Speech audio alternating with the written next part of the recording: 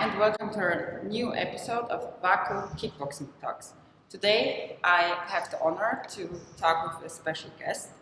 He's a former WAKO World and European champion, the current president of WAKO Ireland, and the World Association of Kickboxing Organization, Roy Baker. Hi, Roy. Thank you. It's my pleasure to be here. Roy, can you tell us a little bit about your background and how you come to be involved in the Sports Association? Because I'm so old, I started back in WAKO in the early 80s, probably you weren't born. So my first medal in WAKO was 1985, I got a bronze medal. And from that I just found a passion for sport that brought me to be the person I am today. So why am I still involved in it? I'm still involved because it's one of the biggest parts of me. It also fulfills me in many ways, and I see an opportunity to make a difference in the world. So for me, the sport of kickboxing isn't just about the tatami or the ring.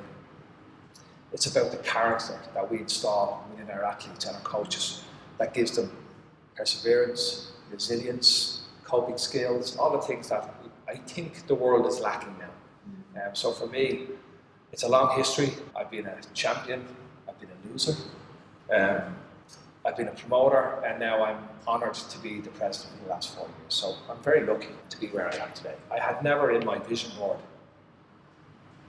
the president of WAKO. It was never in my vision board, and I have vision boards and do all of that. So it was, I want to be an influencer in WAKO.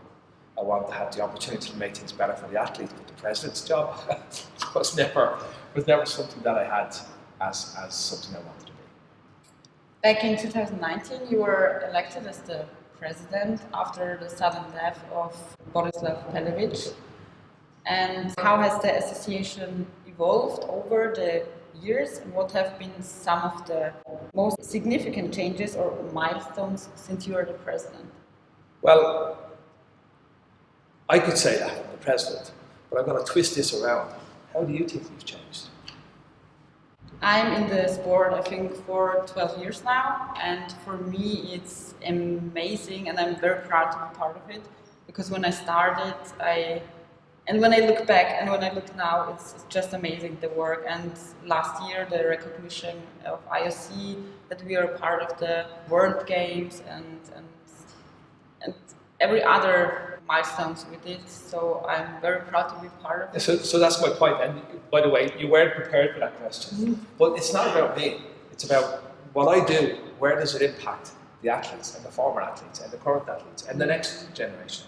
So for me, it's really around good governance, transparency, and focusing on the athlete, and having a long-term strategic vision and having that direction to know how to get there.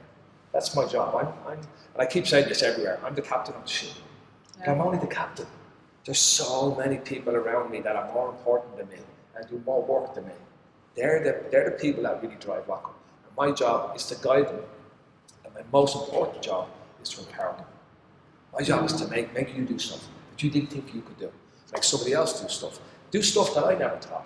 I'm just a guy from Ballyfermot, which is a small community in Dublin that was a fighter like you. I never thought of being a president. I was just fighting in a sport I loved. So my job is to find the next Roy Baker, to find the next Paulina, to find the next X, and give them the opportunities that I had. And that's my only job, is to make things better and empower people. It's not about me, it's about them. And if I can open doors and make things better, that's my job. So how we changed is Olympic recognition, European Games, we're going to get into the Asian Games, we're going to get into the Pan American Games, we are going to get into the Commonwealth Games. Again, what's all that mean? Athlete opportunity, athlete opportunity, athlete opportunity. And if we do that, then the sport will grow. So we're talking about the milestones we did, but of course there's the other side of the medal. And what are now the most challenges facing the association, and what steps are you taking to address them? Yeah, so we have a lot of challenges. So we need to grow, yet we're already a little bit too big. But we need to grow smartly. We need to create more professionalism in our events. We need to create more professionalism in our continental federations, in our national federations. And we need to evolve in the family of sports. And that will take time, because the level of governance that we have now, the level of oversight, and ultimately the responsibility that comes back into WAKO is much higher now. So before the bar was here, now the bar is here. And I like to go beyond the bar. So we've got to go up, and we've got to compete against other sports that want to get into the Olympic Games.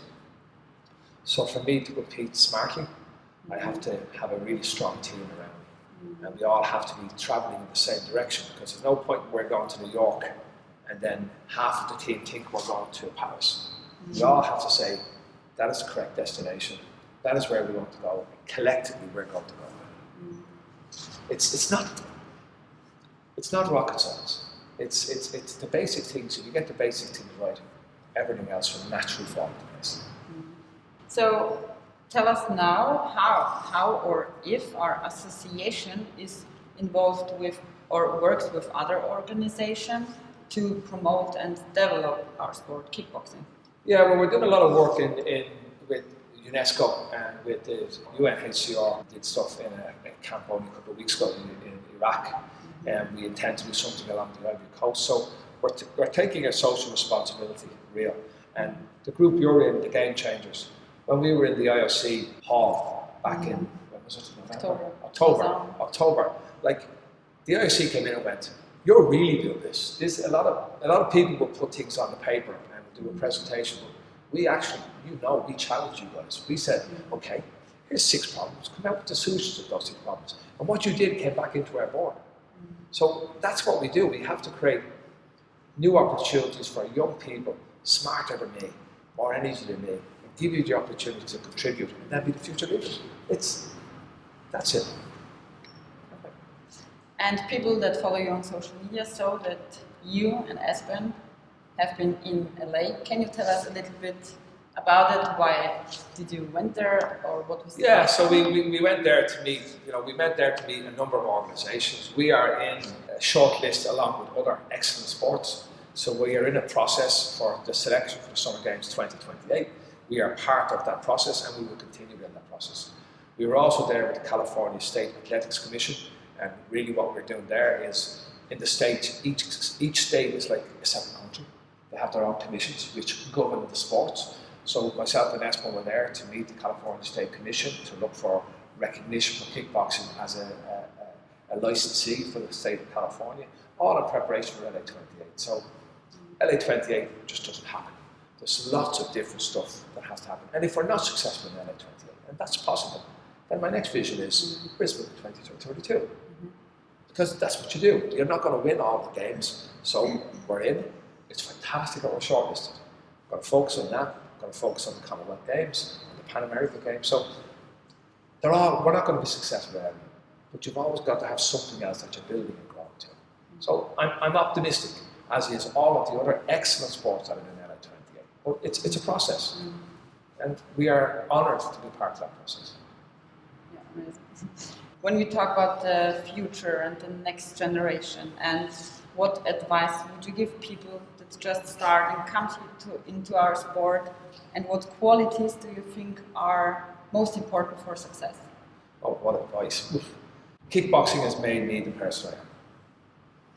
When I was growing up, I was the kid at the back of the class, spoke to nobody, didn't have many friends, wouldn't speak publicly, had very little resilience, but I found a sport which a friend introduced me, and I just kind of went, oh, I like that, and it created the character that you see today. So I'm very lucky in life. I had a great job, family, successful career, president of WAKO, but most of that has been generated from the character that I developed through the sport of kickboxing. I was very lucky to be a World and European champion, and a couple of times, and that gave me the resilience and the capabilities to have today. So it made the Roy Baker, you see, and I want to have that opportunity for other children, because I really, really, really believe that social media is a cancer.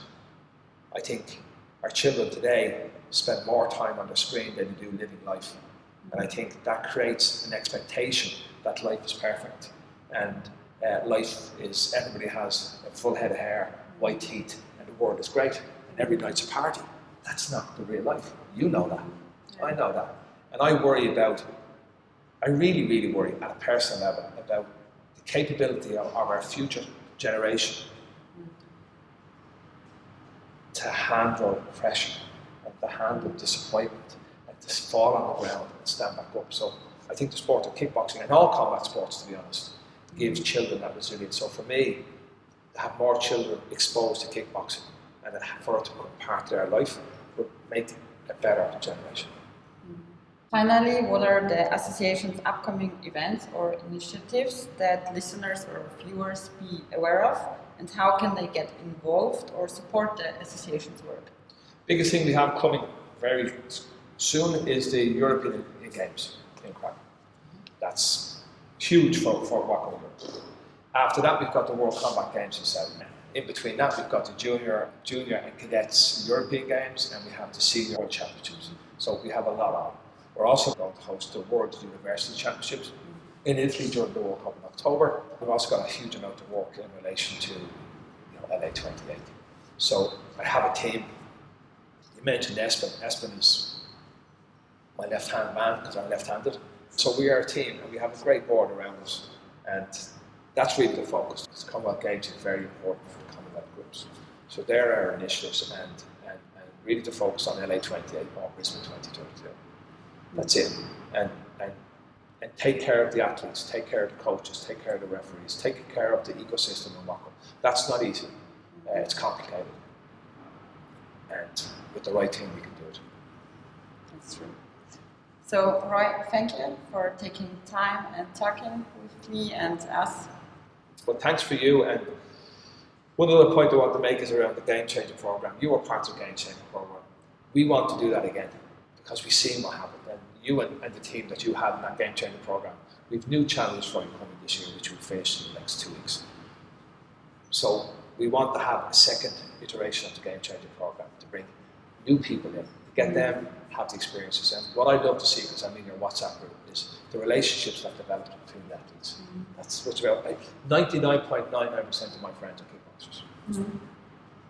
Nikos Memos is here. Me and Nikos Memos fought against each other for 15 years. I mean, like this. But we are best friends.